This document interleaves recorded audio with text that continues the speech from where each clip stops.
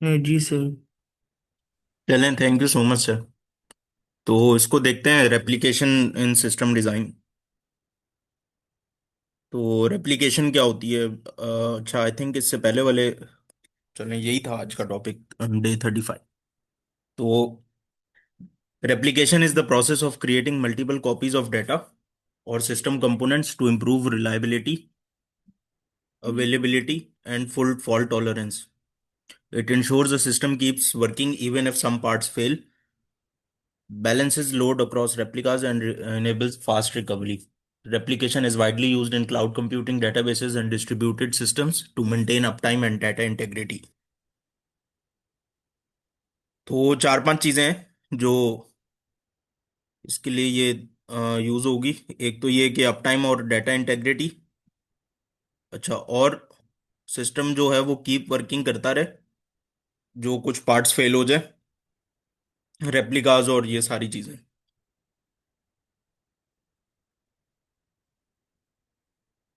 तो इसको समझते हैं और let's understand this help with the help of diagram. तो यूजर 1 है, 2 है, 3 है। ये जा रहा है एक सर्वर पे। अच्छा, फिर क्या होता है? तो एक ये ओरिजिनल डेटाबेस है और एक ये उसका रेप्लिका डेटाबेस है जिसमें फुल डेटाबेस कॉपी हुआ हुआ है। अच्छा, यहाँ तक तो आसान था। अब आगे पढ़ते हैं और यहाँ पे कुछ चीजें हैं जो जरा थोड़ी सी टेक्निकल है, इंपॉर्टेंस ऑफ रेप्लिकेशन में। तो replication is a crucial concept in system design, offering several benefits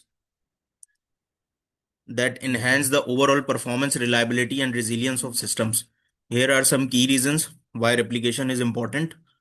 तो सबसे पहले ये चीज आ रही है, improved reliability. Multiple copies reduce risk of data loss and keep systems running.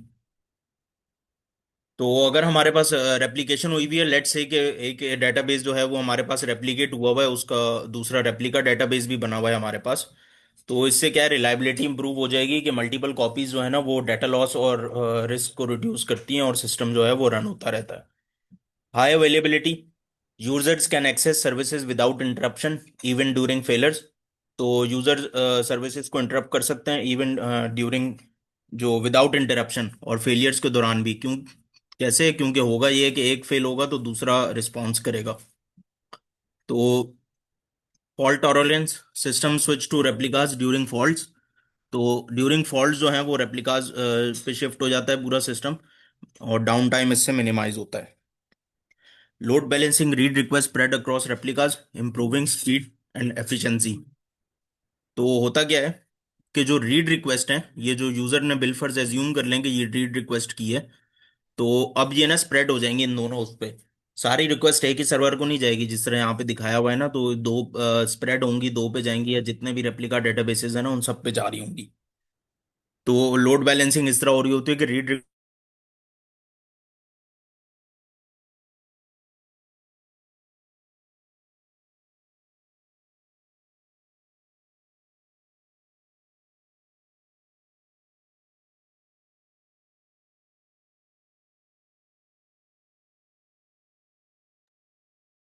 मेरा ख्याल सर का इंटरनेट डिस्टर्ब हो गया।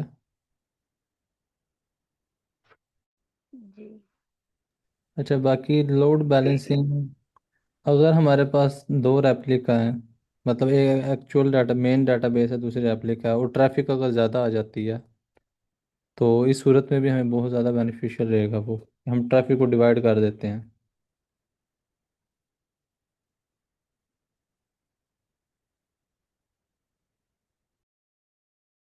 सर दोबारा रिपीट कीजिएगा जो आप मुझसे बोल रहे थे। नहीं सर, मैं वैसे बात कर रहा था। अच्छा, जी। रिपीट कर दें अगर एक दफ़ा ना। जी जी, मैं ये कह रहा था कि लोड बैलेंसिंग इस तरीके से है ना कि अगर आपके यूज़र मतलब डाटाबेस को एक्सेस करना चाह रहे हैं और वो बहुत ज़्यादा अमाउंट में ट्रैफिक आ गया, तो अब हमारे पास क्योंकि एग्जैक्ट डुप्लीकेट पड़ा हुआ है, तो उस सूरत के अंदर हम उससे सर्विंग भी करेंगे, जिससे हमारा लोड बैलेंस हो जाएगा और परफॉर्मेंस बेहतर रहेगी। जी सर, बिल्कुल ऐसे ही सही कह रहे हैं। अच्छा, डिजास्टर रिकवरी नेक्स्ट पॉइंट जो है ना, वो ये है कि geographic replicas enable quick recovery after major major failures. अच्छा देखें, ये जियोग्राफिक रेप्लिकास जो होते हैं ना, ये वो होते हैं जियोग्राफिक, जहाँ भी जियो का वर्ड आ जाए ना, तो ये अब बात हो रही होती है मल्टीपल कंट्रीज इवन, या इवन कॉन्टिनेंट्स की। तो अब ये नहीं है कि वो सिर्फ अब लोकेशन वो नहीं है, अब ये कंट्रीज, अब ये डेफिनेट हो गया कि अब ये कंट्रीज के ऊपर गई है। तो ये किस तरह क्विक रिकवरी करते हैं, ये इस तरह करते हैं कि एक वो हमारा एक सर्वर अगर एक कंट्री में फेल होता है, तो दूसरा कंट्री से वो जो रिक्वेस्ट एक कंट्री की जा रही होती है, वो दूसरे कंट्री में जो सर्वर है ना, वो वहां पे उस वहां से सर्व रिक्वेस्ट सर्व हो जाएंगी। तो इस तरह ये डिजास्टर रिकवरी में भी काम आती है ये रेप्लिकेशन। तो हमने रेप्लिकेट किया हुआ था दूसरे कंट्री में सर्वर, तो वहां से अब रिक्वेस्ट हो गई, सर्व कर देगा। तो data consistency and integrity ensure synchronized accurate and up to date copies. अच्छा, इसके ऊपर थोड़ी ना जरा डिस्कशन करते हैं। लेकिन सिंक्रोनाइज्ड का मतलब है कि हर जगह एक ही जैसा होगा, और एक्यूरेट का मतलब है कि वो ट्रू होगा, और अप टू डेट होगा कि वो ये नहीं होगा, कोई स्टेल डाटा नहीं मिलेगा, बल्कि अप टू डेट डाटा मिलेगा। तो इन तीन लफ्जों का ये मतलब है, लेकिन इस पे भी हम आते हैं जरा। Scalability, new replicas can be added to handle growing demand. अच्छा, अब अगर ये यहाँ पे ये 3 यूजर्स की बजाय 3 लाख हो जाएं, तो हम ये क्या कर सकते हैं कि ये और रेप्लिकास इस डेटाबेस के बना लें। ये अभी 2 हैं, अभी 4 और भी बना लें, तो उनके अक्रॉस जो है वो हम स्प्रेड कर दें अपनी रिक्वेस्ट्स। तो डिमांड ग्रो हो जाएगी और हम रेप्लिकास ऐड कर सकते हैं, तो इस तरह ये स्केलेबल होता है। तो रेप्लिकेशन हमें यह फायदा देती है कि स्केलेबिलिटी हम अचीव कर सकते हैं रेप्लिकेशन के through. Performance enhancement, parallel replicas process request faster, boosting performance. तो ये चीज़ है कि अब देखें, ये यहाँ पे अगर कुछ रिक्वेस्ट जा रही है ना, और कुछ रिक्वेस्ट यहाँ पे जा रही हैं, तो ये अलग अलग सर्वर जो है ना इन रिक्वेस्ट को सर्व कर रहे हैं। ये वाले सर्वर इन 3 रिक्वेस्ट को सर्व कर रहा है, और ये वाला सर्वर इधर इन 3 को। तो इस टाइम पे हो सकता है ये किसी एक टाइम, ये वाला सर्वर किसी एक टाइम पे एक रिक्वेस्ट को सर्व कर रहा हो इस वाली को, और इधर से सेम उसी टाइम पे ये वाला सर्वर किसी दूसरी रिक्वेस्ट को, इस वाली रिक्वेस्ट को सर्व कर रहा हो। तो अब ये पैरेलल में चल रही हैं। तो इस तरह ये पैरेलल रिक्वेस्ट सर्व हो रही होती हैं। नहीं तो अगर ये सारी एक ही पे होंगी, तो फिर पहले ये होगी, फिर ये होगी, फिर बारी बारी सिक्वेंशियल उसमें होगी, वे में होगी। तो ये इस तरह पैरेलल रिक्वेस्ट जो है वो प्रोसेस फास्टर हो जाएंगी, और इससे परफॉर्मेंस बूस्ट होती है। तो इम्पोर्टेंस ऑफ रेप्लिका में किसी का कोई क्वेश्चन हो, अगर ये किसी को ना समझ आया हो,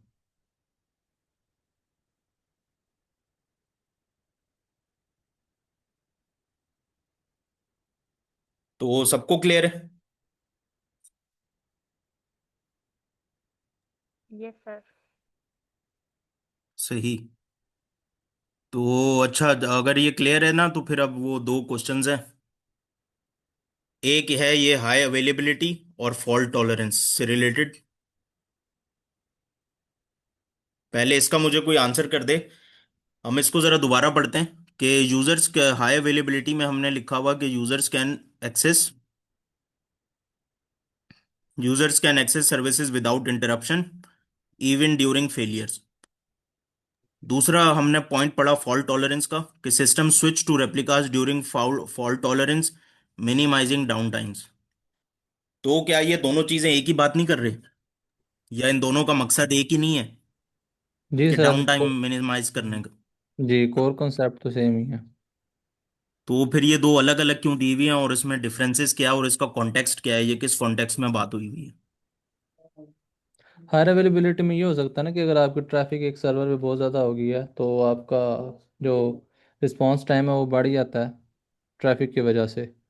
तो वो भी अवेलेबिलिटी आपकी, अक्सर हम जिस तरह हम अपने नादरा की वेबसाइट्स या रिज़ल्ट चेक करते हैं तो शॉर्ट साइट बैठ जाती है। लेकिन फॉल्ट टॉलरेंस में ये हो सकता है कि अगर वहाँ कोई अटैक हो जाता है, फिजिकली डिज़ास्टर हो जाता है, तो सर्वर क्रैश हो भी जाए किसी एक स्पेसिफिक रीजन में, तो दूसरे रीजन से वो कनेक्ट हो जाएगा। तो इस तरीके से।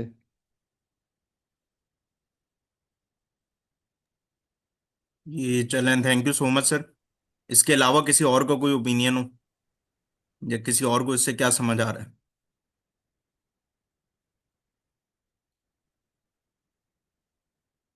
सर असदुल्ला, आपको क्या समझ आ रहा है इससे, इन दो बातों से?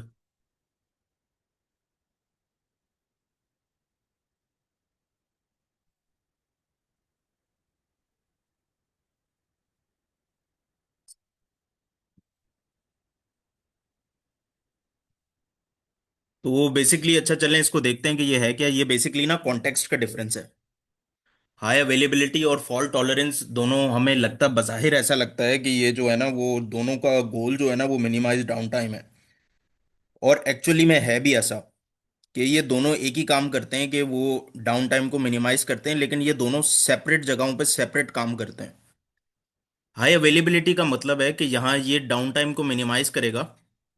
ये कौन से डाउन टाइम की बात हो रही है? ये वो वाले डाउन टाइम की बात हो रही है कि जो small minor down time issues आते हैं, स्मॉल या मीडियम स्केल और एक्सपेक्टेड होता है।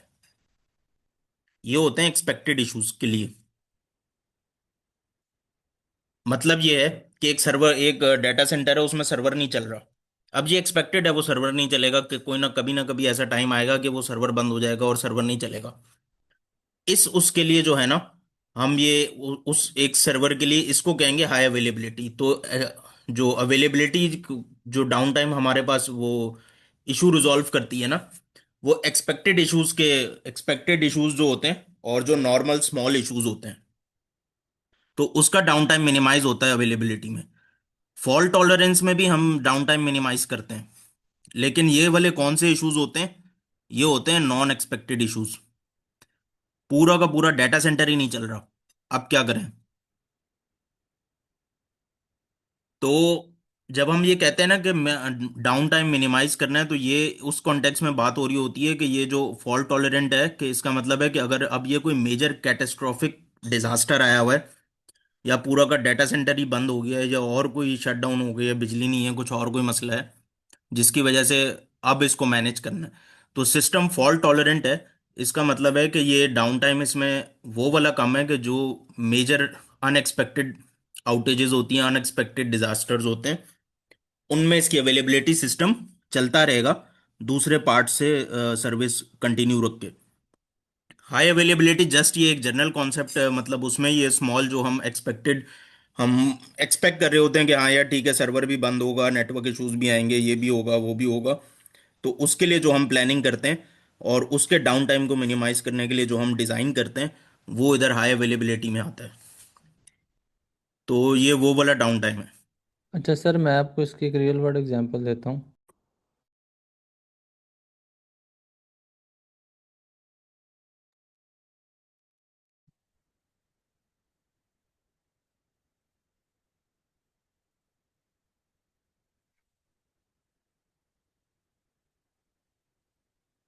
तो क्या हुआ था अभी? सॉरी सर, मेरा नेट ही जरा थोड़ा इनकन्सिस्टेंट है। अब जरा रिपीट कर दीजिएगा, क्या कह रहे हैं? नहीं, ये सब डिस्कनेक्ट हो गए थे तो। अच्छा खैर, मैं आपको रियल वर्ल्ड एग्जांपल देता हूँ कि जिस कंपनी में मैं काम करता हूँ उधर उसका सर्वर वगैरह और सारी चीज़ें मैं अकेले ही हैंडल करता हूँ। तो एक एप्लीकेशन हमारी EC2 इंस्टेंस के ऊपर ना अमेजोन के सर्वर पे हमारी एप्लीकेशन डिप्लॉयड थी रिएक्ट JS की। अब उसके ऊपर मैंने कोड को न्यू कोड पुश किया, और हमारी पाइपलाइन के थ्रू, जो कि गिट लैब की पाइपलाइन है, उसके थ्रू हमारे सर्वर पे npm रन बिल्ड, यानी बिल्ड का प्रोसेस स्टार्ट हो गया। और मैं अब सर्वर के अंदर ही था, SSH के थ्रू मैंने सर्वर एक्सेस किया हुआ था, मैंने उधर से भी npm रन बिल्ड के कमांड लगा दी। मुझे ये डाउट था, पता नहीं पाइपलाइन है नहीं है, क्योंकि काफ़ी अरसे बाद उस सिस्टम को मैंने छेड़ा। तो जब मैंने वो कमांड लगाई ना, अभी हुआ क्या कि पैरेलली दो npm रन कमांड चल गई। बिल्ड बनना, किसी भी प्रोजेक्ट का बिल्ड प्रोसेस हाईली इंटेंसिव होता है, कंप्यूटेशनल पावर ठीक ठाक लगती है। तो अब जब दो चली ना एट द सेम टाइम, तो सर्वर क्रैश हो गया, सर्वर रिस्पॉन्ड करना छोड़ गया, 503 एरर आना शुरू हो गया। तो ये वो मेजर इशू, और इसमें ये था कि हमारी मेन एप्लीकेशन और स्टेजिंग एप्लीकेशन दोनों उसी सर्वर में थी। तो हालांकि होना ये चाहिए था, असल तरीका ये था कि स्टेजिंग का सर्वर भी डिफरेंट होता और मेन का सर्वर डिफरेंट होता। अब वो मेन सर्वर बंद होने से स्टेजिंग भी जाती रही, और हालांकि मैं काम स्टेजिंग पे कर रहा था। लेकिन मिस मैनेजमेंट है ना, गलत यही यही चीज़ सिखाती है कि क्यों आपको चीज़ें पढ़नी पड़ती हैं, क्यों आपको नेटवर्क समझना पड़ता है। हालांकि मैं स्टेजिंग पे वर्किंग कर रहा था, लेकिन जब सर्वर डाउन हुआ तो मेन भी बंद होगी, तो जान के लाले पड़ गए।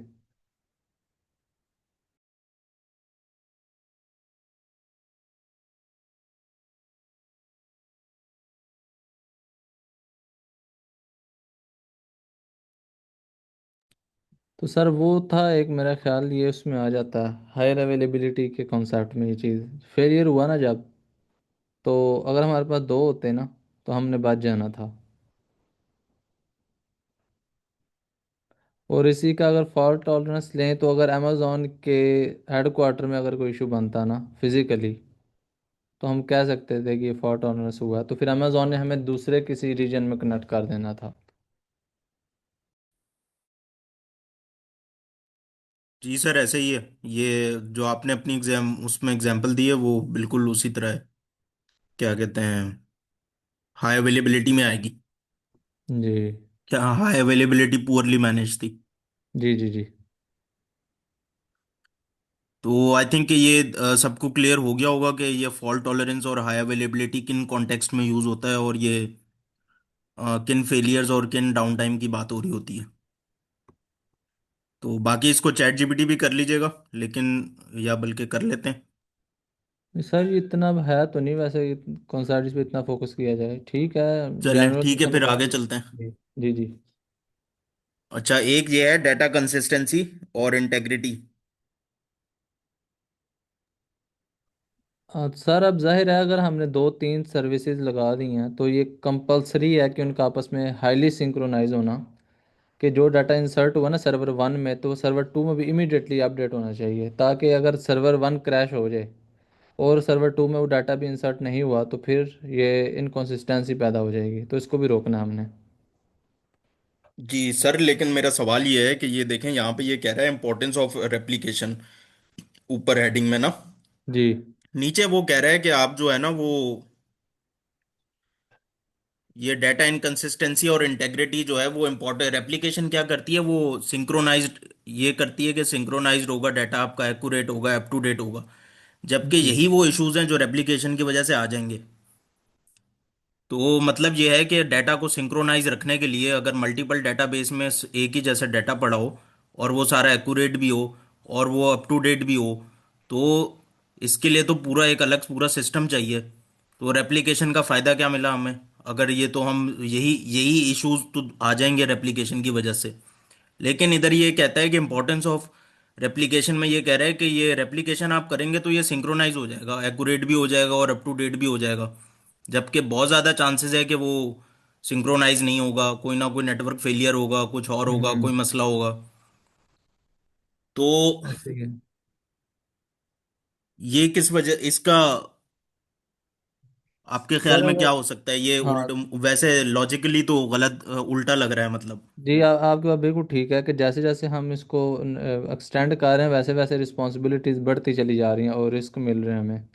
लेकिन अभी जिस कॉन्टेक्स्ट, क्योंकि कॉन्टेक्स्ट बहुत छोटा है ना अभी ये जिस कॉन्टेक्स्ट में वो बात कर रहा था, उस कॉन्टेक्स्ट में यही है कि हम ये ज्यूम करते हैं कि हम इस साइड पे भी देखें ही नहीं, हम उस साइड पे देख रहे हैं कि अगर ट्रैफिक बढ़ जाए फिर क्या करेंगे, एक सिस्टम बंद हो जाए फिर हम क्या करेंगे।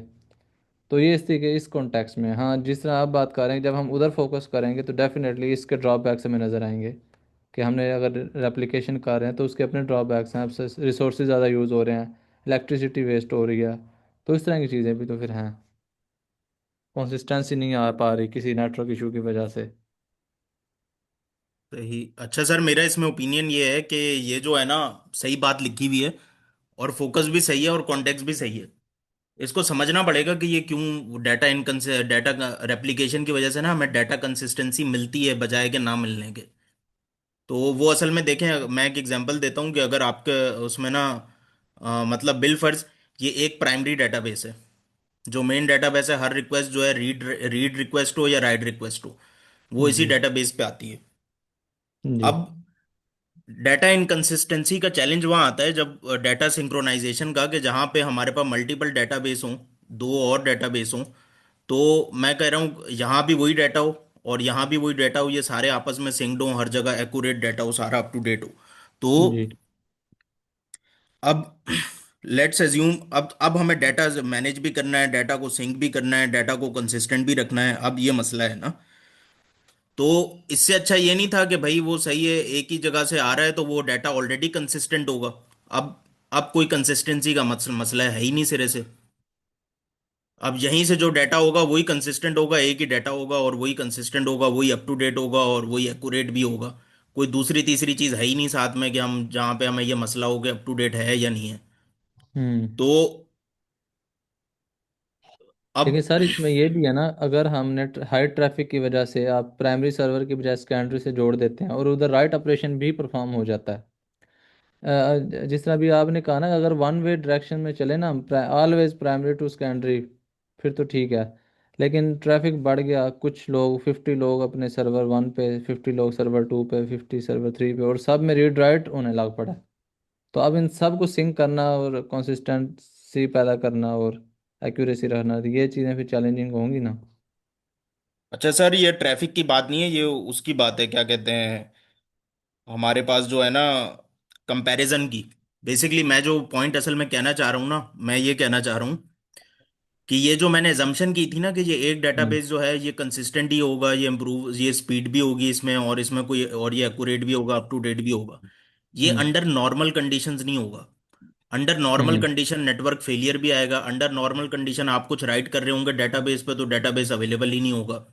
हम्म। आपने रीड की, वो रिक्वेस्ट ही पूरी नहीं पहुंची होगी। तो अंडर नॉर्मल कंडीशन जो है ना वो हमारे पास हर चीज़ हो रही होती है, नेटवर्क फेलियर भी हो रहा होता है हमारे पास, और काफ़ी सारी मसले भी हो रहे होते हैं।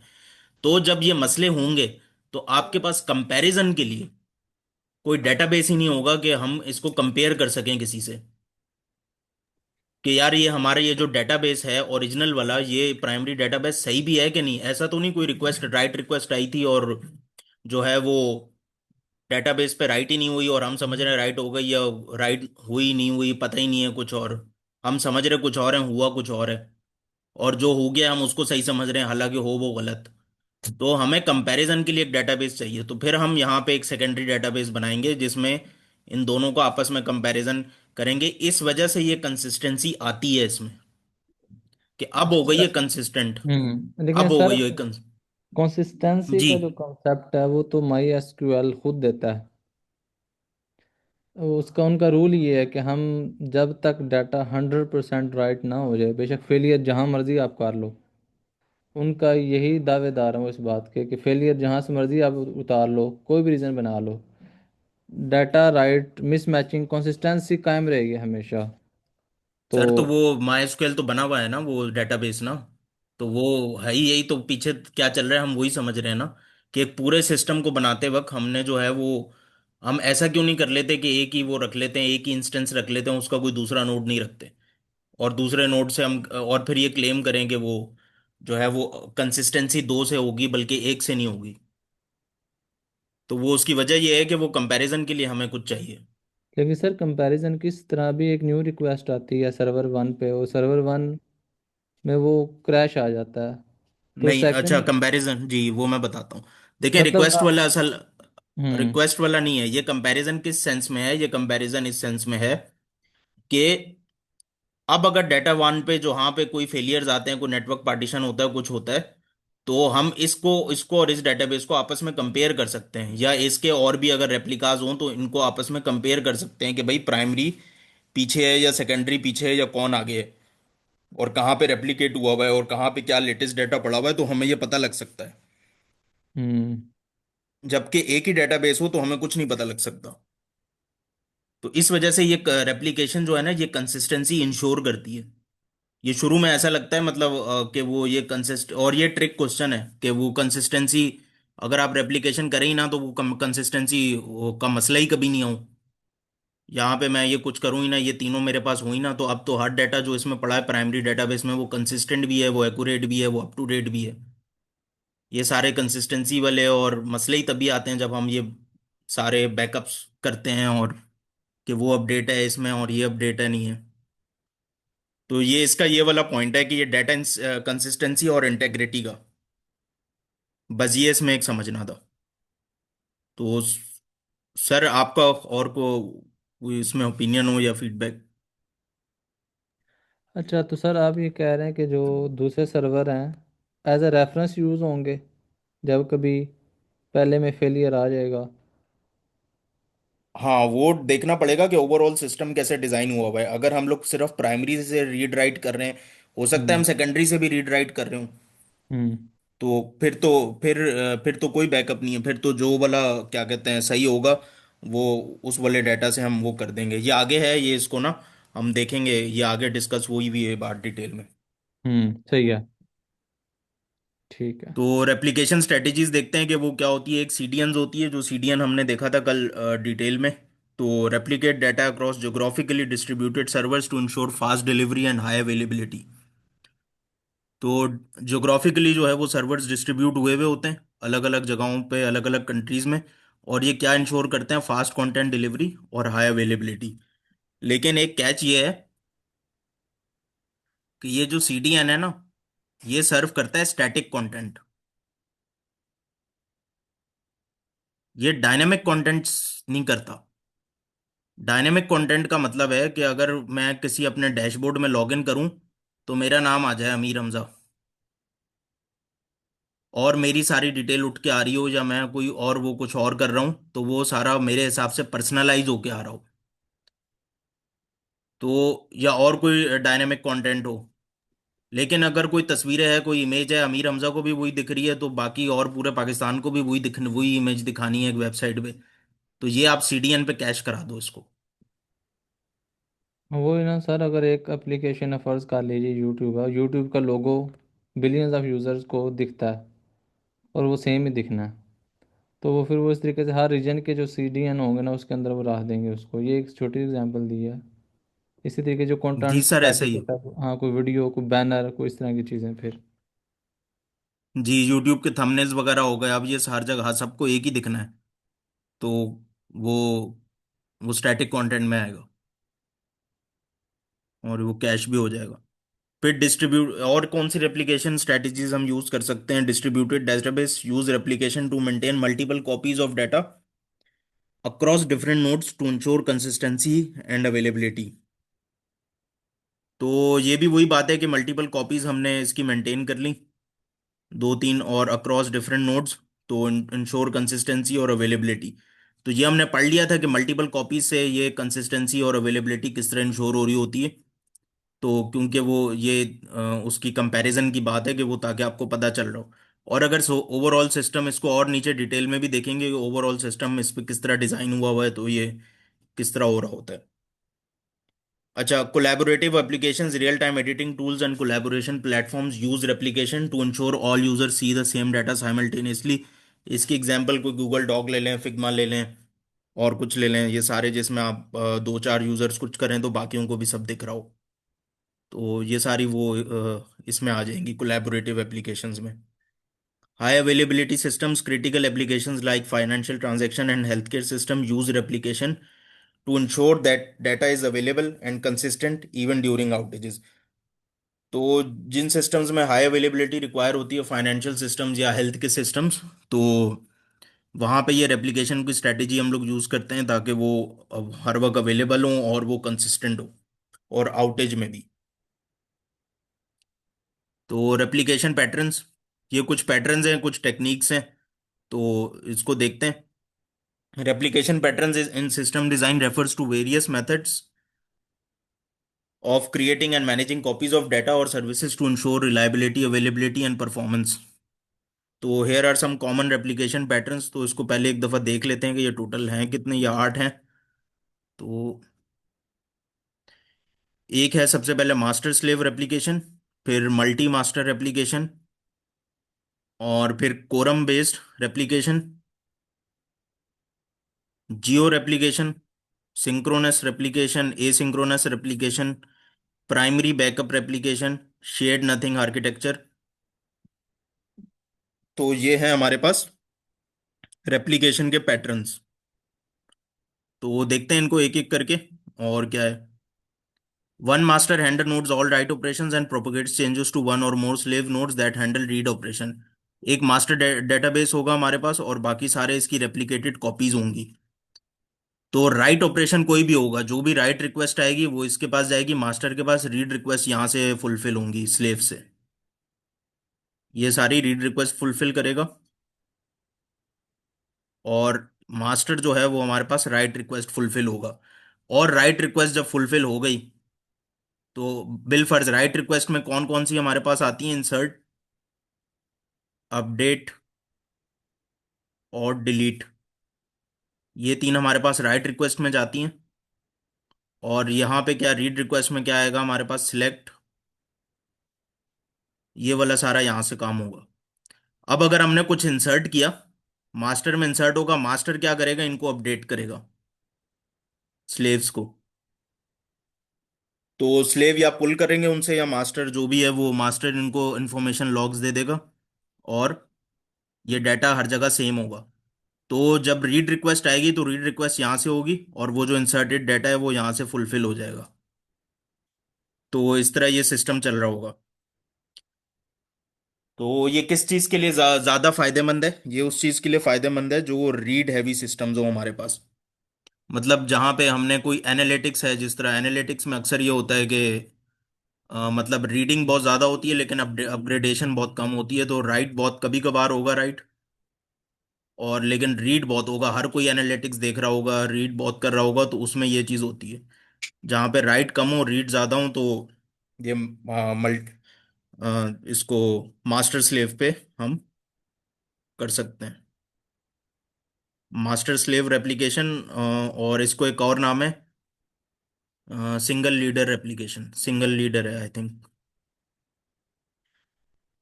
तो यही बात लिखी हुई है इसमें, master handles all write operations, slave handle read operation and receive updates from the master, simplifies consistency management since only the master can perform rights.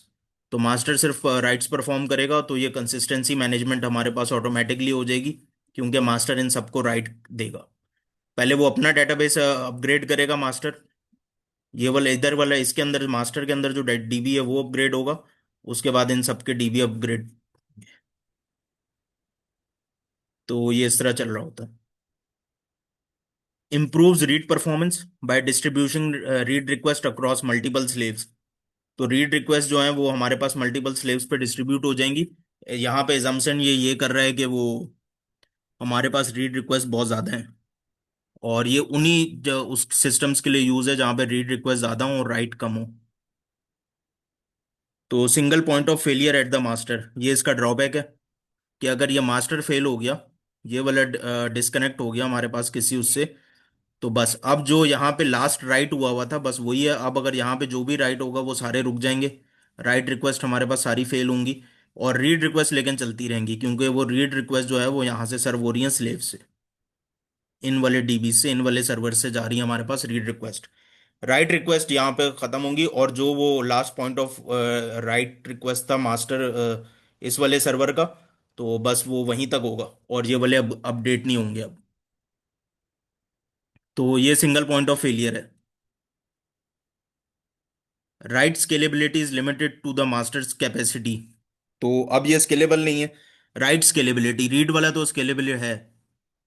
Read वाला कैसे स्केलेबल है? रीड वाले को दो चार और भी बहुत लोड आ जाए तो यहाँ पे आप एक स्लेव 4 भी बना दें, स्लेव 5 भी बना दें, और यहाँ पे ये इन्फिनिटली, इन थ्योरेटिकल ये इन्फिनिटली स्केलेबल है।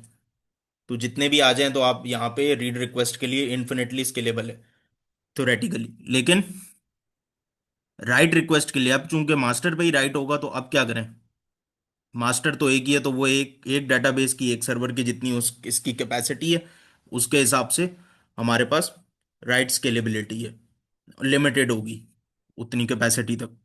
Read heavy applications like CDNs, content और रिपोर्टिंग डेटाबेस, ये इसमें यूज होता है सीडीएन्स में, और रिपोर्टिंग डेटाबेसेस में, एनालिटिक्स में, इस तरह इन उसमें इस वाले पैटर्न को ज़्यादा, इस वाली टेक्निक को या इस वाली स्ट्रैटेजी को और इस वाली रेप्लिकेशन स्ट्रैटेजी को ज़्यादा ये यहाँ यूज होती है। Multi master replication, multi master है कि अब यहाँ पे दो मास्टर्स हैं। Multiple nodes can handle both read and write operations, and changes are propagated to all nodes, suitable for systems that require high availability and where the write operations are frequent and occur at multiple locations। अब अगर हमारे पास right जो operations है वो frequent हों, और read and right दोनों जगह से होगा, और changes are propagated to all nodes. अब मास्टर दो हो गए हैं। और इसमें जो मल्टी मास्टर में बेसिकली क्या होता है कि दो मास्टर हैं, अब दोनों मास्टर आपस में इंटरेक्ट करते हैं, और सारा उसी से कंट्रोल हो रहा होता है। और ये दोनों मास्टर के कह लें ये स्लेव हैं। तो हम इसको स्लेव रखते हैं, स्लेव फॉर 2A, और इसको रखते हैं स्लेव 2B। ये हो गया हमारे पास स्लेव 1A और स्लेव 1B। तो अब जो राइट रिक्वेस्ट आएगी ना, वो इन दोनों मास्टर में से किसी के पास भी जा सकती है। और इसकी स्ट्रेटेजीज हैं, इसके पूरे एल्गोरिथम्स हैं, जिनको अभी हम नहीं देख रहे हैं कि वो किस वाले के पास जानी है। लेकिन एज ऑफ नाउ हम इसको ये कंसिडर कर लेते हैं कि वो दोनों के, इन दोनों मास्टर में से किसी के पास भी जा सकती है राइट रिक्वेस्ट। अब क्या होगा, राइट रिक्वेस्ट जाएगी इस मास्टर के पास, अगर बिलफर्स चली गई, ये अपने स्लेव्स को अपडेट करेगा, और दूसरा, ये जो दूसरा मास्टर है उसको भी अपग्रेड करेगा। तो सिमिलरली अगर कोई और रिक्वेस्ट इस मास्टर के पास आ रही है, तो ये अपने स्लेव्स को भी अपग्रेड करेगा, और साथ में इस मास्टर को भी अपग्रेड करेगा, फिर ये मास्टर अपने स्लेव्स को अपग्रेड करेगा। तो राइट रिक्वेस्ट इस तरह होगी। अच्छा, लेट्स से कि ऐसा सिनेरियो होता है, अब ये ना इसमें राइट रिक्वेस्ट भी स्केलेबल हो रही है, देखें। पहले सिर्फ रीड रिक्वेस्ट स्केलेबल थी, और यहाँ पे रीड रिक्वेस्ट तो आप और अब उसी तरह स्केल हो सकती है कि यहाँ पे एक और रीड रिक्वेस्ट का डीबी आ जाए, एक और आ जाए, एक और आ जाए। तो एक और एक रीड रिक्वेस्ट के ये सर्वर्स हो जाए। अच्छा, एक इसमें ना दो चीजें और हैं। एक तो ये कि अब रीड रिक्वेस्ट बिलफर्ज इस सर्वर से ले रहे, रीड रिक्वेस्ट यहाँ से सर्व हो रही है, दूसरी रीड रिक्वेस्ट यहाँ से सर्व, तीसरी यहाँ से, और इन पे अक्रॉस डिस्ट्रीब्यूट हो रही है रीड रिक्वेस्ट। लेकिन रीड रिक्वेस्ट अब चूंकि देखें, रीड ये वाला मास्टर और ये वाले जो हमारे पास नीचे स्लेव डेटाबेसेस हैं, स्लेव सर्वर्स हैं, ये दोनों कंसिस्टेंट है। क्यों? क्योंकि सबसे पहले तो मास्टर अपग्रेड होगा, मास्टर स्लेव को अपग्रेड कर रहा है, तो रीड रिक्वेस्ट हमारे पास मास्टर से भी सर्व होती है इसमें। रीड अगर यहाँ पे लोड बहुत ज्यादा बढ़ जाए इन सर्वर्स पे, यहाँ पे स्लेव सर्वर्स पे, तो रीड रिक्वेस्ट यहाँ मास्टर से भी सर्व कर सकते हैं हम। सिमिलरली इधर से भी रीड रिक्वेस्ट इन मास्टर से भी सर्व हो सकती है। एक तो ये बात है कि अगर लोड बहुत, ट्रैफिक बहुत हाई हो जाए स्लेव सर्वर्स पे रीड रिक्वेस्ट का, तो रीड रिक्वेस्ट आप मास्टर से भी सर्व कर दें।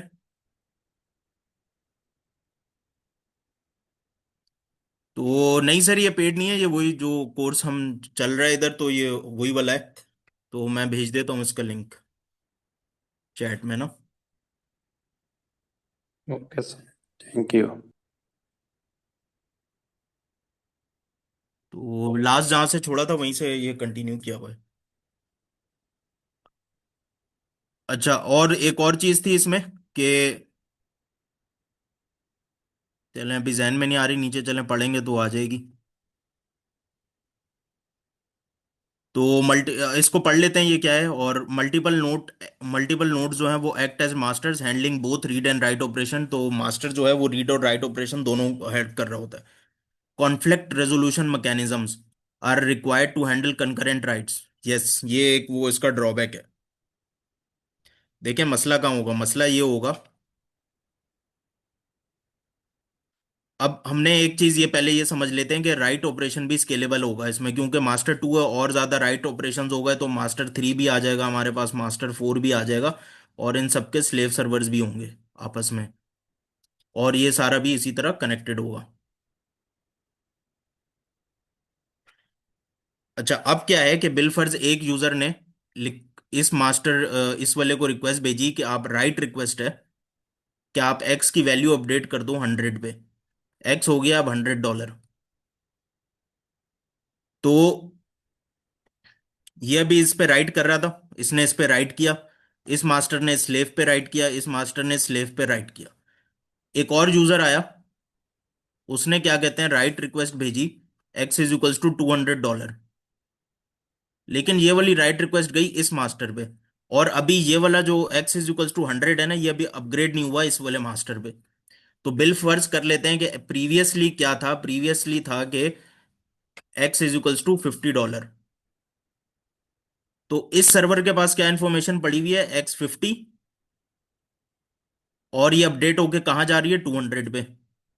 इस सर्वर के पास क्या इंफॉर्मेशन पड़ी हुई है, X करंटली 50, और अपडेट होके कहाँ जाएगी, 100 पे।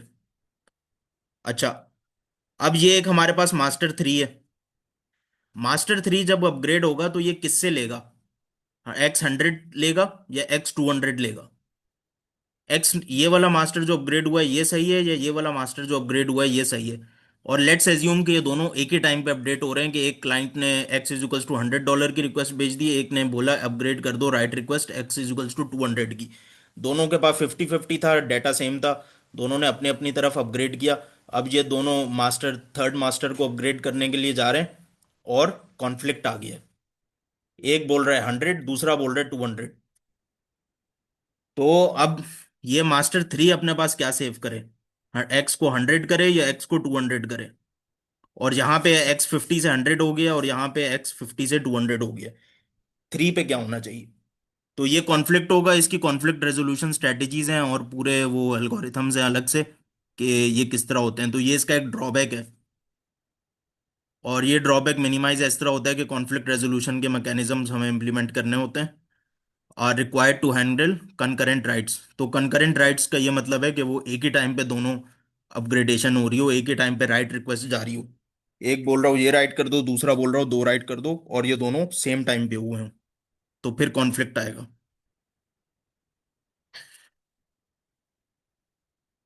तो और फिर तीसरा वाला पॉइंट है, high availability since any master can accept right.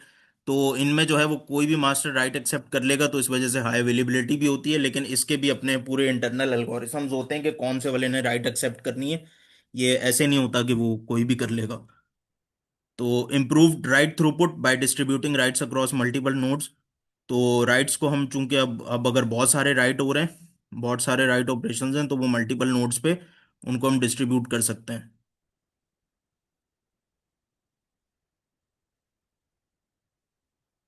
Increased increase complexity due to conflict resolution. अच्छा, अब ये चूंकि इनके लिए कॉन्फ्लिक्ट रेजोल्यूशन मैकेनिज्म्स भी हमें साथ लगाने पड़ेंगे मल्टी मास्टर के ऊपर। मल्टी मास्टर का हमने फायदा क्या उठाया, वो एक ही फायदा था कि वो जो राइट ऑपरेशन थे ना उनको भी स्केलेबल कर लिया हमने। पिछले वाले में सिंगल मास्टर में क्या था, राइट ऑपरेशन लिमिटेड थे मास्टर की कैपेसिटी से रिलेटेड, और रीड ऑपरेशन स्केलेबल थे। इसमें रीड भी स्केलेबल है, राइट भी स्केलेबल है। लेकिन ड्रॉबैक क्या आ गया है, कि अब कॉन्फ्लिक्ट रेजोल्यूशन मैकेनिज्म भी साथ लगाना है इसके हमने। तो इस वजह से कॉम्प्लेक्सिटी इंक्रीज हो जाएगी, पोटेंशियल फॉर डाटा इनकंसिस्टेंसी। हाँ, अब ये भी मसला है कि डाटा इनकंसिस्टेंसी का जो है वो भी, are if conflicts are not handle correctly. तो यहाँ पे अगर कुछ X200 हुआ, यहाँ कुछ हुआ, यहाँ मास्टर 3 है, यहाँ मास्टर 4 है, तो अब डाटा इनकंसिस्टेंट हो जाएगा। X50 से यहाँ 100 हो गया, यहाँ हो गया 200X। और यहाँ क्या पड़ा हुआ है, यहाँ X वही प्रीवियस स्टेट पे पड़ा हुआ है, X50 है। तो अब देखें तो दो में 50 है, एक में 100 है, एक में 200 है, तो इनकंसिस्टेंट डाटा है। अब जब रीड रिक्वेस्ट जाएगी, अच्छा अब इसके चूंकि आगे स्लेव्स भी हैं, रीड रिक्वेस्ट हम एज्यूम कर लेते हैं स्लेव सर्व करेगा। तो स्लेव पे इधर ये वाला स्लेव 200 सर्व कर रहा होगा, ये भी 200 सर्व कर रहा होगा, इधर वाले स्लेव्स 50 सर्व कर रहे होंगे, ये 50 इधर इसके ये वाले स्लेव्स 100 सर्व कर रहे होंगे। तो read request depending on the के सर्वर पे जा रही है, अलग अलग वैल्यू मिल रही होगी हमें, और अलग अलग अलग बैलेंस शो हो रहा होगा। तो ये इसकी डाटा इनकंसिस्टेंसी भी बढ़ जाएगी। और collaborative platforms like document editing tools where multiple users need to write concurrently, उधर ये स्ट्रेटजीज यूज होती है कि मास्टर मल्टीपल मास्टर्स की। तो जहाँ पे बहुत सारे लोग कनकरेंटली राइट कर रहे हैं, गूगल डॉक है या और कुछ फिग्मा वगैरह है, कोई डिज़ाइन बना रहे हैं, तो हर बंदे को एक ही चीज़ दिखनी चाहिए, और सारे लिख भी रहे हैं, सारे कॉन्करेंटली राइट भी कर रहे हैं। तो वो वहाँ पे फिर ये वाला मल्टी मास्टर उसका एक यूजेज उन ऐसी एप्लीकेशंस में भी है।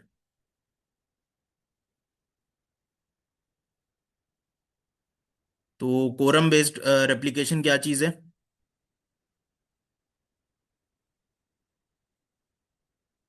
A subset of nodes must agree on changes before they are committed. This ensures consistency while allowing for some level of availability. Effective in distributed databases where strong consistency is needed along with fault tolerance. तो ये होता है quorum based, ये होता है कि basically ना बहुत सारे नोड्स एक उस पे एग्री कर जाएं। अच्छा, ये जो है ना, ये पूरा ये कोरम बेस्ड एप्लीकेशन की डायग्राम नहीं है, ये पूरा एक मैनेजमेंट सिस्टम है। रेप्लिकेशन मैनेजमेंट सिस्टम किस तरह वर्क करता है, ये उसकी इनर वर्किंग दिखाई हुई है। लेकिन कोरम का मतलब ये होता है कि बहुत सारे जो सिस्टम नोड्स है ना, वो हमारे पास एग्री करें किसी एक के लिए। तो इसका क्या मतलब है, बहुत सारे नोड्स एग्री करें। बिलफर्स टोटल है हमारे पास 30 सर्वर्स, 30 सर्वर्स टोटल है हमारे पास। तो कोई भी राइट होने के लिए मैं लिख एक्स की, और सब सर्वर्स में एक्स की वैल्यू है $50। मैंने एक्स की वैल्यू को चेंज करना है $100 पे। तो जब तक ये 30 डिवाइडेड बाई 2 15, तो 16 इज ग्रेटर देन +1 16। तो जब तक ये 16 सर्वर्स इनको इसको एक्स को 50 को 100 नहीं कर देते, तो 16 सर्वर्स में एक्स की वैल्यू क्या हो गई, अपडेट हो गई 100 हो गई, तब तक मैं ये राइट ऑपरेशन सक्सेसफुल नहीं करूंगा। मैं कहूंगा ये राइट ऑपरेशन सक्सेसफुल नहीं हुआ। जैसे ही 16 में 100 हो गई, तो मैं बोलूंगा हाँ भाई राइट हो गया। और बाकी में हो सकता है बाकी 14 सर्वर्स में हमारे पास अभी भी वही एक्स इज इक्वल्स टू $50 हो। तो और फिर हम जब रीड करेंगे, रीड करते हैं तो हम हमेशा ग्रेटर एक्स मतलब उस पे डिवाइडेड बाई 2 + 1 जितने सर्वर से रीड करते हैं। तो सारे सर्वर्स एग्री करें कि हाँ भाई, मेजोरिटी एग्री करे, तो सिक्स मेजोरिटी क्या है 30 में, 30 में मेजोरिटी है 16, इक्वल स्प्लिट होगा 15, माइनॉरिटी होगी 14। तो 16 जो है वो मेजोरिटी ऑफ द सर्वर, जब 16 सर्वर्स किसी चीज पे एग्री कर जाएंगे तो हम उसको उस चेंज को कमिट कर देंगे। अगर मैंने रीड रिक्वेस्ट भेजी है कि बताओ मुझे एक्स की वैल्यू क्या है, 14 सर्वर्स मुझे जवाब देंगे $50 है, और 16 सर्वर मुझे जवाब देंगे $100 है। तो मैं इस वाले को मान लूंगा कि मेजोरिटी अब इस पे काम कर रही है, ये वाली मेजोरिटी में ये वैल्यू है। तो ये कोरम होता है। और ये मेजोरिटी किस तरह डिसाइड होगी और मेजोरिटी में किस तरह वो होगा, ये इस चीज के एल्गोरिथम जो होते हैं ना, ये अलग होते हैं। और ये कंसेंसस बिल्ड करना होता है। तो इस चीज को ये कोरम बेस्ड एप्लीकेशन होती है। इसको पढ़ते हैं नीचे, operations require a majority quorum of nodes to agree before committing. तो वही बात है।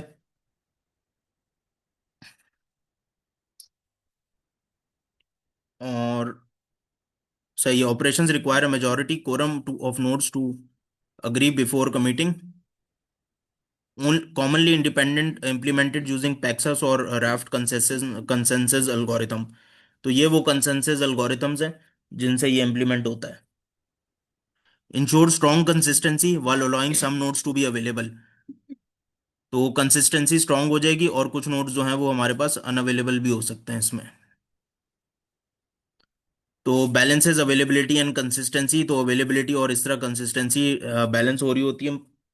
और कुछ नोड्स अनअवेलेबल हो सकते हैं, या कुछ नोड्स में स्टेल डाटा मौजूद हो सकता है, पुराना डाटा मौजूद हो सकता है। लेकिन हम कंसेंसस वाले पे चलेंगे और मेजॉरिटी वाले नोड्स को देखेंगे। Higher latency due to the need for coordination among nodes. अब लेटेंसी ऑटोमेटिकली बात है हायर हो जाएगी, क्योंकि वो मुख्तलिफ नोड्स के दरमियान हमें कोऑर्डिनेशन चाहिए। More complex to implement and manage, तो ये ज़रा मुश्किल होता है इनकी वजह से, ये कॉन्सेंसस कंसेंसस एल्गोरिथम्स को इम्प्लीमेंट करना होता है। और distributed databases where consistency is crucial like banking systems, इनमें ये यूज हो रहा होता है। कोरम बेस्ड एप्लीकेशन जहां पे मेजोरिटी की वोटिंग होती है। जियो रेप्लिकेशन, ये जो होती है, data is replicated across multiple geographic locations to reduce latency for users spread across different regions and to provide disaster recovery. Ideal for global applications requiring fast access and high availability across continent. तो geo replication, जिस तरह मैंने पहले बताया, जहां भी जियो की बात होगी ना, वो सिस्टम डिजाइन में वो इसका मतलब है अक्रॉस कंट्रीज है, और अक्रॉस या अक्रॉस कॉन्टिनेंट्स की बात हो रही है।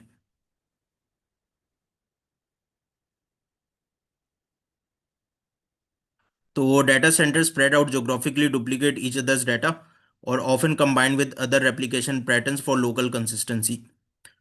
तो एक डाटा सेंटर बिल फर्ज फर्ज कर लें पाकिस्तान में, दूसरा यूनाइटेड स्टेट्स में। तो ये वो spread out, geographically spread out हो गया, जो पाकिस्तान और साउथ एशिया के यूजर्स को यहाँ से सर्व होगा, और यूनाइटेड स्टेट्स कनाडा वगैरह इधर उधर के यूजर्स को यहाँ से सर्व होगा। अब लोकल कंसिस्टेंसी यूनाइटेड स्टेट्स और इसके अंदर भी, अब इसके लिए हमारे पास अदर रेप्लिकेशन पैटर्न हो सकता है, यहाँ पे मास्टर स्लेव लगा हुआ हो इसके नीचे, या हो सकता है इसके नीचे वो लगाओ, मास्टर टू मास्टर लगाओ।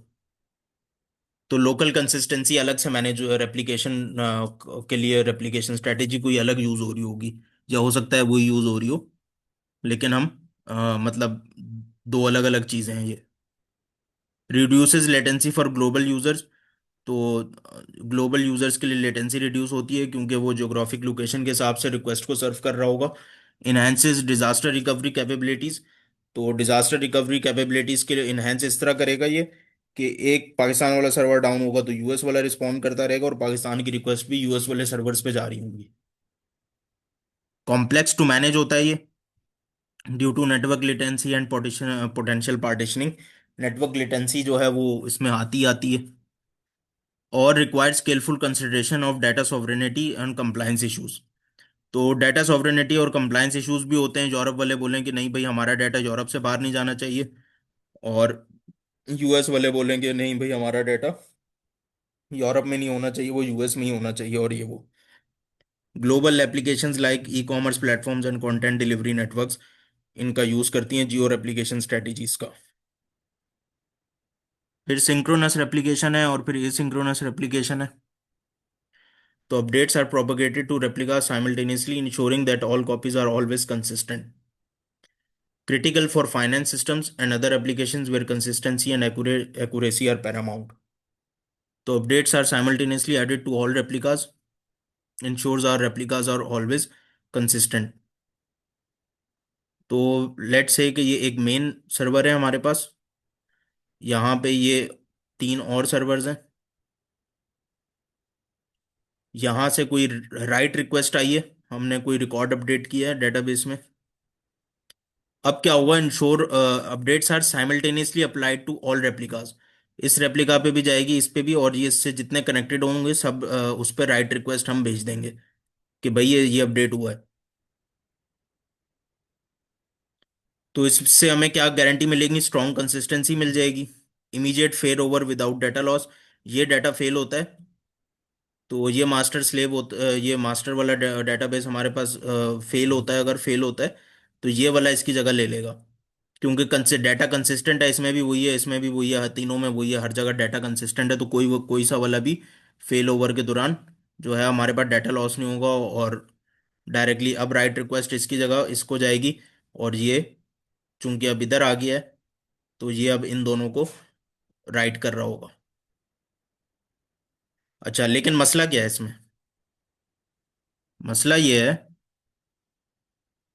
कि अगर एक मास्टर था हमारे पास, और या एक वो था, हर जगह हर उसमें हम एक साथ उसको साइमल्टेनियसली अपडेट कर रहे हैं, तो मसला ये है कि जब तक हर जगह अपडेट नहीं हो जाएगा ना, वो रिक्वेस्ट ही फुलफिल नहीं होगी। हम ये कह ही नहीं सकते राइट हो गया है, कि एक्स की वैल्यू यहाँ अगर 50 थी, हमने इसको करना था 100, तो जब तक हर जगह 100 नहीं हो जाएगी ना, इधर भी 100, इधर भी 100, इधर भी 100, तो जब सब जगह 100 हो जाएगी फिर यहाँ पे आके इसको पता चलेगा अच्छा भाई हर जगह 100 हो गई है, और अब ये कस्टमर को बोलेगा हाँ भाई 100 हो गई है। तो इस तरह मतलब जितने भी सर्वर्स हैं, तो इसमें क्या होगा, लेटेंसी इंक्रीज हो जाएगी। पहले इधर अपग्रेड होगा, फिर इधर अपग्रेड होगा, फिर इधर अपग्रेड होगा, और फिर ये रिस्पॉन्स देगा, फिर ये वाला, फिर ये वाला। तो जब सब जगह से रिस्पॉन्स आ जाएगा कि हाँ हर जगह चेंज हो गया है, अब चेंज कर दो, और अब कस्टमर को बता दो कि हाँ भाई अब 100 हो गया है। तो higher write latency due to the need for coordination, ये वो कोऑर्डिनेशन है जो होनी है। Can impact performance under high load, और परफॉर्मेंस जाहिर सी बात है इम्पैक्ट होगी, क्योंकि यहाँ पे अगर एक राइट रिक्वेस्ट है तो 50 आ गई, 10 आ गई, 1 लाख राइट रिक्वेस्ट आ गई, तो अब हर एक के लिए वो वेट करना होगा, और हर एक में उसमें मसला होगा। Financial transactions and inventory management systems where consistency is crucial, उधर ये यूज होती है। ये वाला सिंक्रोनस रेप्लिकेशन यूज हो रही होती है, जहां पे सारे डेटाबेस एक साथ राइट राइट हो रहे होते हैं। अच्छा, फिर एक है asynchronous replication. Updates are propagated to replicas with some delay for allowing for faster write operations. ये मैं ऐसे ही समझा देता हूँ, ये देखें, ये उसका थोड़ा सा अलग है उससे। लेट्स से कि यहाँ पे राइट रिक्वेस्ट आई है इस वाले डेटाबेस पे। राइट रिक्वेस्ट की है कि भाई एक्स की वैल्यू यहाँ पे क्या कर दो 50, यहाँ पे एक्स 50 था और इसको कर दो 100। ये राइट रिक्वेस्ट भेजी है। इन सब में पहले एक्स 50 था और इसको करना है 100। अब क्या होगा, ये वाला अपग्रेड हुआ, एक्स हुआ इधर 100, ये इसको बोलेगा भाई एक्स कर दो 100। यहां पे जैसे ही अपग्रेड होगा ना, पहले सर्वर पे ही जैसे ही एक्स 100 हो गया, ये रिक्वेस्ट फुलफिल हो जाएगी। एक्स हो जाएगा 100, कस्टमर को पता लग जाएगा कि भाई एक्स हो गया अब 100। और हालांकि नीचे 50 होगा, यहाँ पे रिक्वेस्ट फुलफिल करके और अब ये नीचे अपग्रेडेशन करता रहेगा, बोलेगा हाँ अब नीचे जितने सर्वर्स हैं लाइन में उन सबको क्या कहते हैं, अब 100 होता रहेगा। पिछले वाले में क्या था सिंक्रोनस रेप्लिकेशन में, कि simultaneously applied to all replicas. इसमें क्या है, updates are propagated to replicas after the fact. तो आफ्टर द फैक्ट एक जगह भी हो जाए तो वो विद सम डिले, और बाकी सब में डिले आता रहेगा। Write operations complete without waiting for replicas to acknowledge. अगर रेप्लिकास एक्नॉलेज नहीं भी कर रहे तो राइट ऑपरेशन जो है वो कंप्लीट हो जाएगा। Lower latency for write operations, better performance under high load, risk of data loss, और if the primary fails before updates propagate. तो जहां पे पिछले वाले में हमने देखा था कि वो सारों के पास एक ही डाटा था, कंसिस्टेंट था। तो अगर ये वाला हमारे पास ये वाला डेटाबेस फेल हो या ये वाला सर्वर फेल हो, तो चूंकि कंसिस्टेंट डाटा है तो ये वाला इसकी जगह ले सकता है और फिर ये इन दोनों को सर्व कर रहा हो। अब चूंकि इसमें ऐसा नहीं है, इसमें क्या है कि एक जगह कुछ डाटा पड़ा है, एक जगह कुछ पड़ा है, और वो तो डाटा लॉस हो सकता है। अब अगर ये वाला फेल हो इस वाले केस में, एसिंक्रोनस रेप्लिकेशन में, तो ये वाला हो सकता है उसकी जगह ले सकता हो, लेकिन ये वाला नहीं ले सकता होगा, क्योंकि यहाँ तो एक्स वापस से एक्स इज इक्वल्स टू 50 ही है। तो ये मसला है, अब यहाँ पर ये डाटा लॉस हो गया है कि एक्स 100 इधर 100 है लेकिन दूसरी जगह 50 है। तो टेम्परेरी इनकंसिस्टेंसीज बिटवीन रेप्लिकास, तो ये थोड़ा सा होता है कि वो एक जगह अपग्रेडेशन हो गई या बाकी कुछ रेप्लिकास में अपग्रेडेशन नहीं हुई, तो ये थोड़ी टेम्परेरी इनकंसिस्टेंसी होती है, लेकिन इवेंचुअली वो मतलब हर जगह अपग्रेडेशन हो जाती है। Applications with high right throughput requirement slide logging systems, तो ये उन उसमें ये एसिंक्रोनस रेप्लिकेशन यूज होती है। प्राइमरी बैकअप रेप्लिकेशन, ये एक और स्ट्रेटेजी है इसकी रेप्लिकेशन की।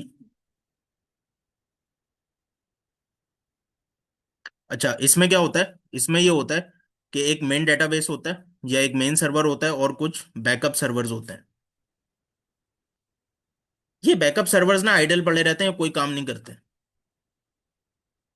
सारी रिक्वेस्टें जो है ना इधर प्राइमरी हमारे पास सर्वर से सर्व हो रही होती हैं, रीड भी राइट भी। और जो राइट रिक्वेस्ट हो रही होती है, प्राइमरी सर्वर इनको बस अपग्रेड करता रहता है कि भाई ये राइट हो गया, ये राइट हो गया, ये राइट हो गया।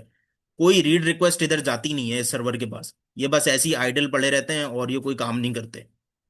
तो फिर क्या होता है कि इन केस ये सर्वर फेल होता है तो फिर कोई सा भी सर्वर इनकी जगह आके इनकी जगह ले लेता है। ये वाला आके ले लेता है, और चूंकि हर जगह डाटा कंसिस्टेंट होता है तो कोई से भी सर्वर आके ले ले, फिर वो प्राइमरी सर्वर हो जाता है, वो सारी रिक्वेस्टें सर्व करता रहता है और बाकी सारे बैकअप सर्वर आइडल पड़े रहता है। तो प्राइमरी बैकअप रेप्लिकेशन ये होती है। तो इसको पढ़ लेते हैं। One primary node possesses processes. तो एक प्राइमरी नोड होता है, वो प्रोसेस करता है रिक्वेस्ट को और अपडेट करता है बैकअप्स को। If the primary fails, a backup takes over. Primary fail होता है तो बैकअप टेक ओवर कर रहता है। Common in systems where high availability is essential. तो ऐसे जगह पे यूज होता है जहां हाई अवेलेबिलिटी जरूरी होती है, such as in critical infrastructure as and enterprise applications. तो one primary node processes all request and updates backup nodes. In case of primary failure, a backup takes over. तो primary fail होता है तो backup take over कर लेता है। Simple fail over process, क्या simple fail over process क्या है, वो ये है कि वो बस प्राइमरी फेल होगा तो कोई सा भी बैकअप उसकी जगह ले लेगा, कोई सा भी बैकअप सर्वर ऑन हो जाएगा। Backups can be located in different reasons for disaster recovery. इसको हम और थोड़ा एनहेंस कर सकते हैं कि वो बैकअप जो है, बैकअप सर्वर जो है वो अलग अलग रीजन्स में हम रखें, ताकि एक रीजन में डिजास्टर रिकवरी हो, कोई आउटेजेस हो तो दूसरा वाला सर्व कर सके, तो दूसरा वाला backup as a backup server on हो जाएगा। अच्छा, possible data loss during failover if updates are not synchronized. तो डाटा लॉस हो सकता है, किस सूरत में हो सकता है? जब अपडेट सिंक्रोनाइज नहीं है। तो बिल फर्ज यहाँ पे को राइट रिक्वेस्ट हुई और ये सारे हमारे पास बैकअप सर्वर्स थे, 3 बैकअप सर्वर्स थे। तो यहाँ पे एक्स की वैल्यू हमने कहा 50 से 100 कर दो, यहाँ पे हो गई 100 अब यहाँ पे हर जगह 50-50 है। तो ये वाला जो प्राइमरी सर्वर है बैकअप को अपडेट कर रहा था, इसको कर दिया, लेकिन इसको नहीं कर पाया अभी तक, और खुद बंद हो गया। तो फिर क्या, इधर 100 हो गई, इधर 50-50 है। अब अगर ये वाला बैकअप सर्वर प्राइमरी सर्वर बन जाता है तो फिर तो सही है, हर चीज सही चलती रहेगी। लेकिन अगर ये वाला सर्वर प्राइमरी सर्वर बनता है तो फिर डाटा लॉस हो गया है। एक्स 100 होना चाहिए था, लेकिन अब ये 50 शो करेगा। अब प्राइमरी सर्वर में एक्स की वैल्यू 50 होगी, और बैकअप सर्वर में एक जगह 100 होगी और एक जगह 50 होगी। तो अब डाटा लॉस हो गया, तो एक्स की वैल्यू अपडेट नहीं हुई है।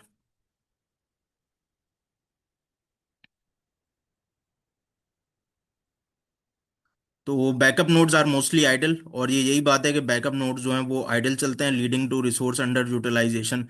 तो इससे आपका रिसोर्स आया हो रहा होता है। और critical applications requiring high availability such as enterprise resource application, ये उनमें यूज होता है।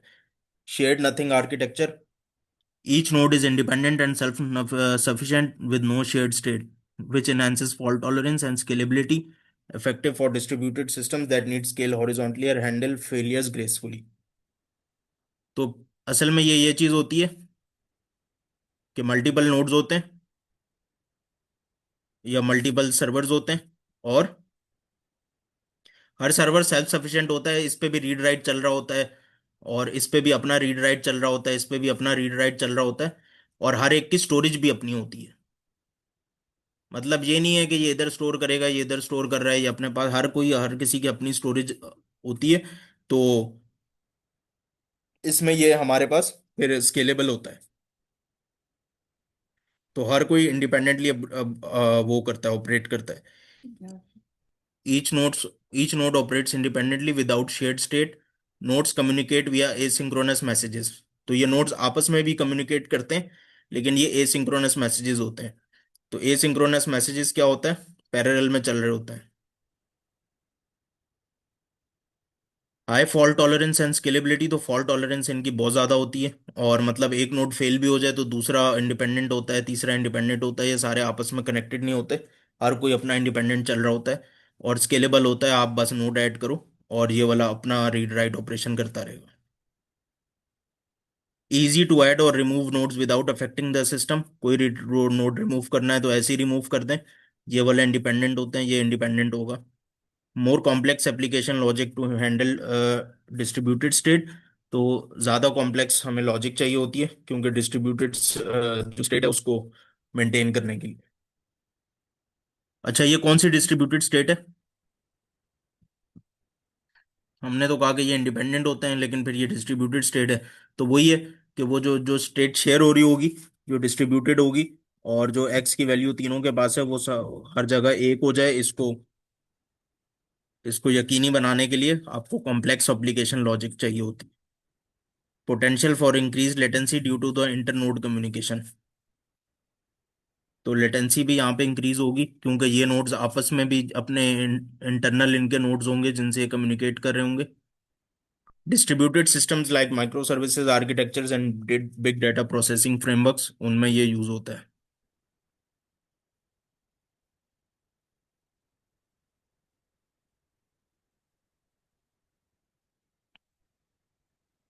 तो data replication techniques, synchronous replication वही है जो अभी हमने ऊपर पढ़ा। Synchronous replication involves writing data to the primary and all secondary replicas, requiring all replicas to acknowledge the write operations before it is considered complete।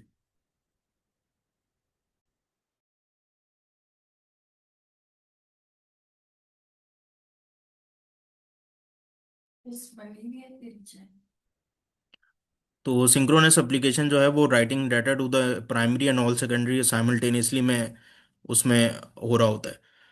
This technique ensures that all replicas are always consistent with each other providing strong data consistency. तो synchronous वही है. तो जब तक सारे servers जो हैं हम एक्नॉलेज नहीं कर देंगे कि हाँ भाई एक्स की वैल्यू 100 हो गई है, तब तक वो राइट ऑपरेशन कंसिडर ही नहीं होगा और वो कंप्लीट नहीं होगा. तो requiring all replicas to acknowledge the write operation before it is considered complete.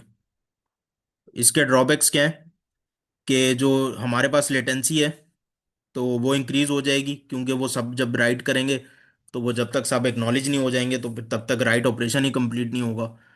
तो अब ज़्यादा सर्वर्स ने राइट ऑपरेशन करना है. Because the system must for wait for acknowledgements from all replicas, which can be particularly impactful in distributed system with geographic dispersion. और ऐसे distributed system जो geographically इधर उधर हो तो फिर ये मसला है. Synchronous replication is ideal for applications where data integrity and consistency are critical, such as in financial transactions and critical record keeping systems. Asynchronous replication. Asynchronous replication allows the primary replica to acknowledge a write operation immediately. तो वही बात है कि वो asynchronous immediately वो हमें acknowledge कर देता है और बाद में अपडेट करता रहता है which changes propagated to secondary replicas. और जो चेंजेस हैं वो प्रोपगेट होती हैं सेकेंडरी आफ्टर अ डिले, कुछ डिले में. This technique reduces write latency and can handle higher write throughput. तो राइट लेटेंसी रिड्यूस होती है. कैसे रिड्यूस होती है? क्योंकि वो पहला सर्वर ही हमें बोल देता है कि हाँ भाई राइट हो गई है. और making it suitable for applications requiring fast right operations like logging and real time analytics systems. तो चूंकि वो रेप्लिकास पे चेंजेस बाद में प्रोपोगेट होंगी, तो पहले वाला सर्वर ही हमें राइट ऑपरेशन का गो अहेड दे देगा कि राइट राइट रिक्वेस्ट कंप्लीट हो गई है. तो ये इससे क्या होता है, ये सूटेबल फास्ट राइट ऑपरेशन होता है हमारे पास. और फास्ट राइट ऑपरेशन कहाँ पे सूटेबल होते हैं? लॉगिंग और रियल टाइम एनालिटिक्स सिस्टम्स में. अच्छा, अब होता क्या है? However because there is a time lag before changes reach secondary replicas. तो दूसरे रेप्लिकास में तो बाद में पहुंचेंगी changes. There is a risk of data loss if the primary fails before the updates are applied to the secondary. तो data loss का risk होता है कि जो प्राइमरी फेल हो जाए तो अगर सेकेंडरी अपडेट नहीं हुआ तो वो डेटा लॉस हो जाएगा हमारे पास. Applications using asynchronous replication must be designed to tolerate data inconsistencies during the propagation period. तो एप्लीकेशन जो एसिंक्रोनस रेप्लिकेशन यूज कर रही हैं उनको ये जो टेम्परेरी डाटा इनकंसिस्टेंसी होती है कि एक वाला अपडेट हो गया लेकिन वो हमारे पास जो सेकेंडरी सर्वर्स हैं वो अभी अपडेट नहीं हुए, तो इस चीज़ को टॉलरेट करना चाहिए.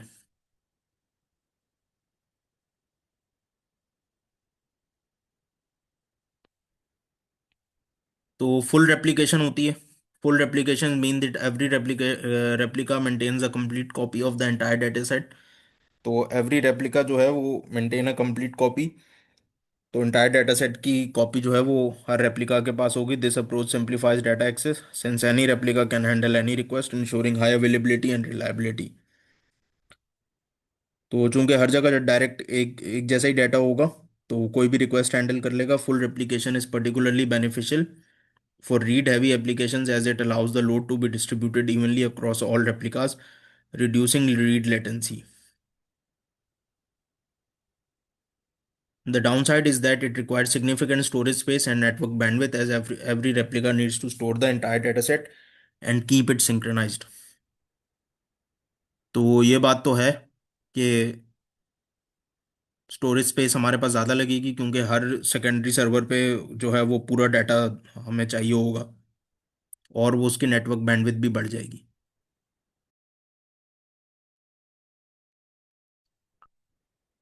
Full replication is most suitable for systems where high availability is crucial and the data size is manageable. तो फुल रेप्लिकेशन कहाँ सूटेबल है? जहाँ हाई अवेलेबिलिटी चाहिए हो हमें और डाटा साइज भी कम हो या मैनेजेबल हो. फिर आता है ये पार्शियल रेप्लिकेशन.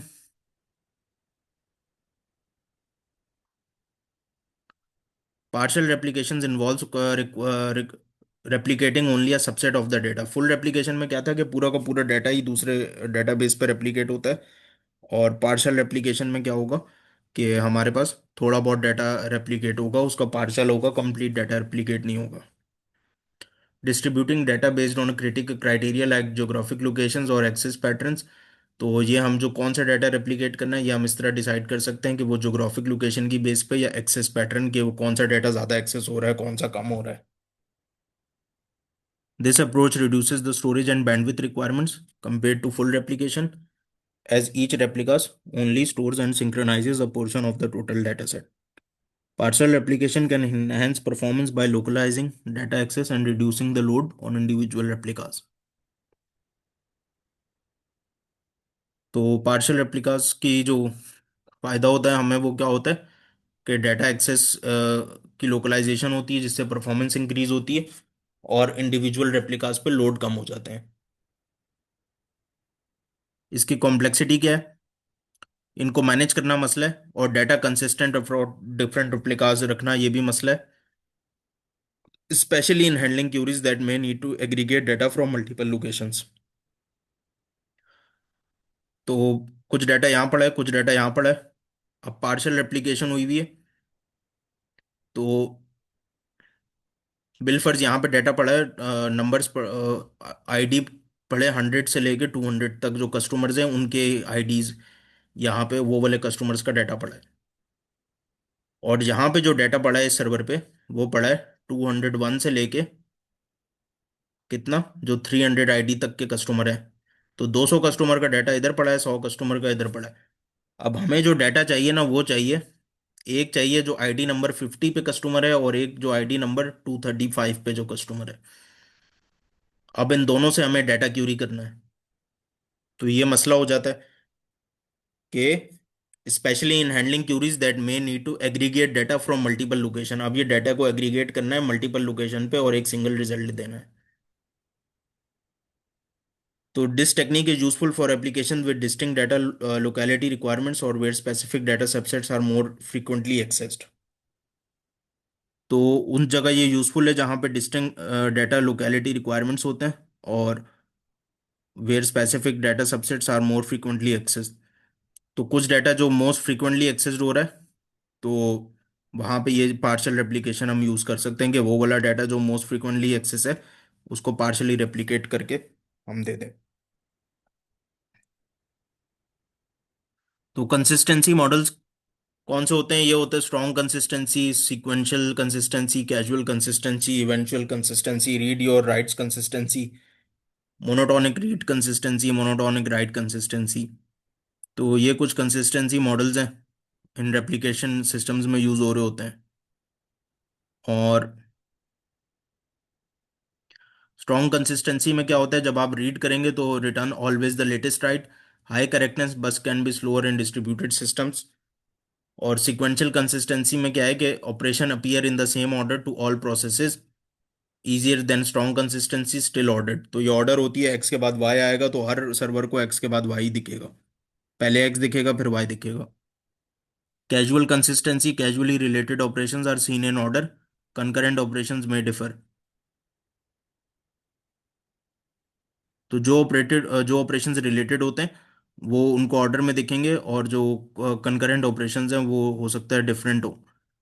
तो गुड फॉर कोलैबोरेटिव एप्स, एक यूजर ने कुछ किया, दूसरे यूजर ने कुछ किया, तो अब ये है कि बाकी जो यूजर्स हैं उन सबको वही दिखे कि जो आखिर में जो हुआ है, और जो कैजुअल कंसिस्टेंसी है, और आखिर में जो रिजल्ट है सबको वही दिखे। Eventual consistency, all replicas converge eventually if no new updates occur, high availability suit. तो अगर अगर कोई दूसरी अपडेट नहीं हो रही, तो ऑल रेप्लिकास जो हैं वो इवेंचुअली जो है वो उसको कन्वर्ज कर लेंगे। मतलब ये है कि वो इवेंचुअली एक ही सेम डाटा पे आ जाएंगे, और हर जगह से आप कुछ भी रीड ऑपरेशन करेंगे तो वो एक सेम रिटर्न रिजल्ट करेंगे।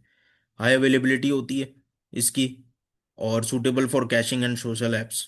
तो सोशल ऐप्स और कैशिंग के लिए सही है। Read your rights consistency, a process always seeds its own updates immediately, ideal for interactive apps. Monotonic reads consistency, Once a process reads a value, it won't see older versions later, useful for version data. अच्छा, ये होता है monotonic read consistency, कि एक server ने बिलफर्स x की value ले ली, read कर ली 50, और एक्स 50 से पहले था 25। अब जब भी आप इस सर्वर को पूछेंगे ना, ये आपको 50 देगा, पिछली वाली कोई नहीं देगा, 25, 5, 10, 15 कुछ नहीं देगा, ये 50 देगा। तो once a process reads a value, it won't see older version later, useful for version data. तो ये मोनोटोनिक रीड कंसिस्टेंसी है। मोनोटोनिक राइट कंसिस्टेंसी क्या होगा, कि writes by a single process happen in order, maintains data integrity. तो पहले अगर 25 थी, फिर उसके बाद अपडेट करके 50 कर दी, फिर हमने 75 कर दी। तो ये इसी तरह इन ऑर्डर में राइट हो रहा होगा बैकअप सर्वर्स पे भी, कि पहले 20 अपडेट, 25 आएगा, फिर 50 आए, फिर 50 आएगी, फिर 75 आएगा, फिर इधर भी 25, 50 और 75, इस तरह चल रहा होगा ये।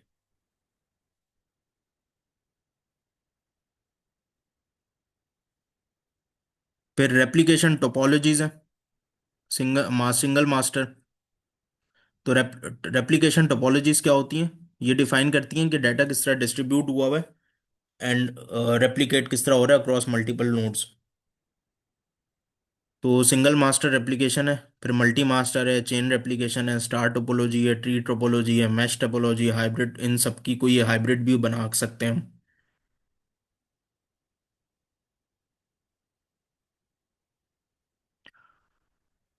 तो ये भी पढ़ लें, अगर इसमें इंटरेस्ट है तो उसको वो बताइएगा इसको, ये काफ़ी वैसे डिटेल टॉपिक है, लेकिन हम पढ़ लेते हैं थोड़ा सा। One master handle writes, replicas handle reads. तो ये वही है सिंगल मास्टर जो मास्टर स्लेव हमने देखा था, बस simple but limited with write scalability इसमें लिमिटेड होती है, good for read heavy systems.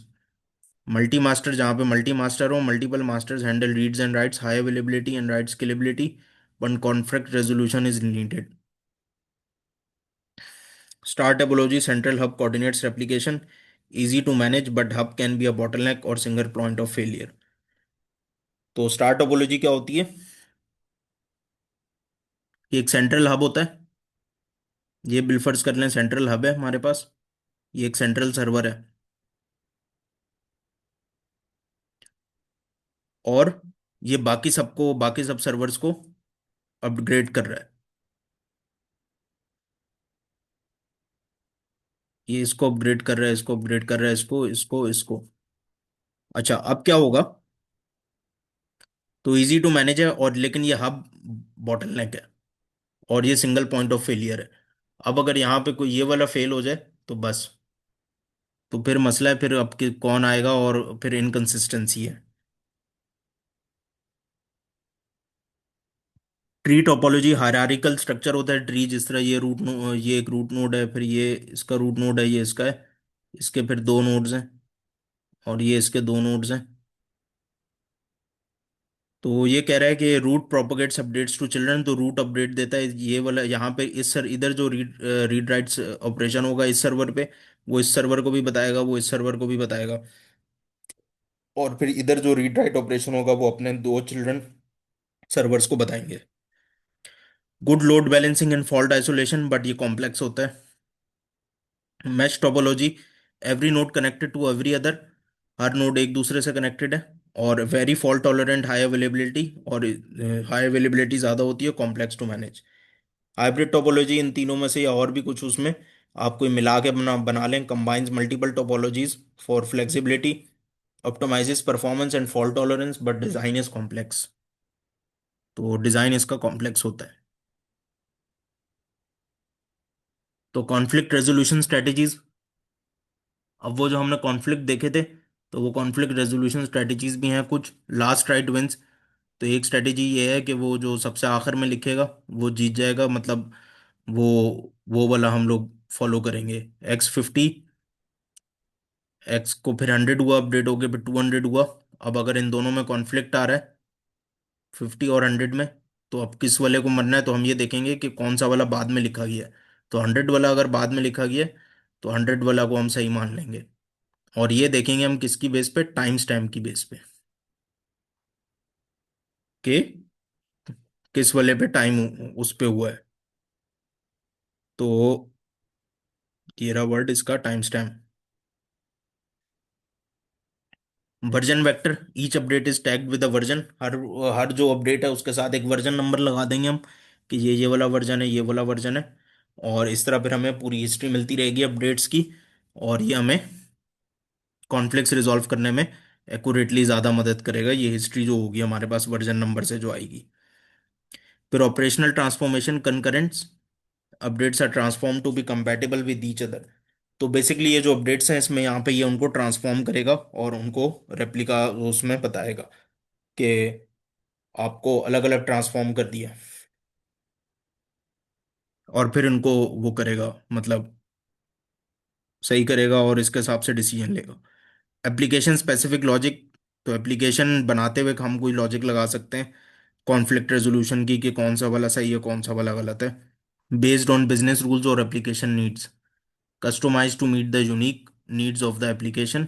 E commerce system, inventory management, इन सब में ये यूज होता है।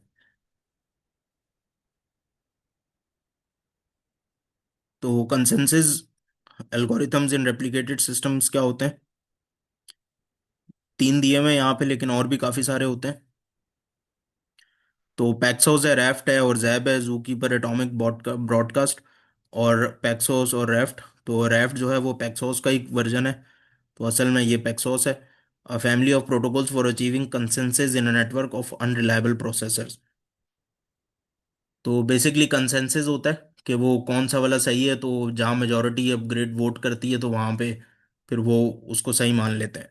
तो इसी तरह ये वो पूरा एल्गोरिथम होता है इसका के पीछे, कि किस तरह मेजोरिटी से वोट कराना है।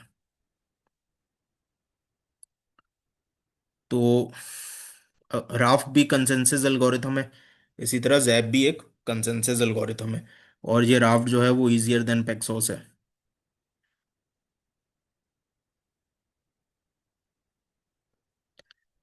तो आई थिंक काफ़ी है आज के लिए।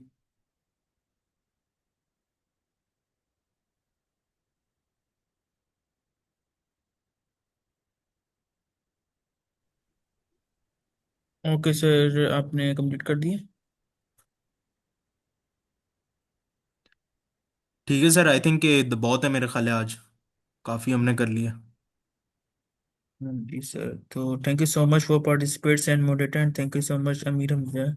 आपने बहुत अच्छा क्लियर समझाया सिस्टम डिज़ाइन को। और फिर हम जो है अपने सेक्शन को एंड करते हैं, कंक्लूड करते हैं। तो हम 9 PM के सेक्शन में मिलेंगे, लीड कोड के सेक्शन में। अल्लाह हाफिज़।